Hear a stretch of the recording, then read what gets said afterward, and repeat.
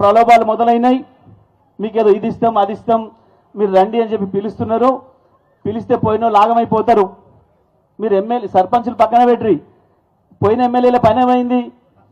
వాడు తిని ఎరిగినట్టు తీసి బయట వేసిండు. ఇవాళ వాడు ఏమంటున్నాడు? కార్డియన్స్ ఏంటోడు కూడా సిగ్గు తప్పి నేను బీఆర్ఎస్ఎల్నే ఉన్నా. అరే నిన్ను వదిలేసిన రాబాయి, నీకు విడాకులు ఇచ్చిన వెళ్ళిపోరా అంటే వచ్చి ఇంటి ముందర కూర్చోనట్టు నేను నీతోనే సంసారం చేస్తా. సిగ్గుండాలి కదా కొంచెమన్నా. తినేరికి పారేసినట్టు వాళ్ళని ఎమ్మెల్యేనే వారేసిండు.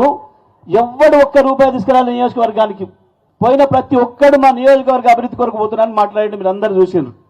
ఒక్కడంటే ఒక రూపాయి నియోజకవర్గానికి తెచ్చినోడు లేడు. మరి గా ఎమ్మెల్యేలకే ఇయ్యలేదు నియోజకవర్గానికి, ఇక సర్పంచులకు ఇస్తాడు వడిపీకి.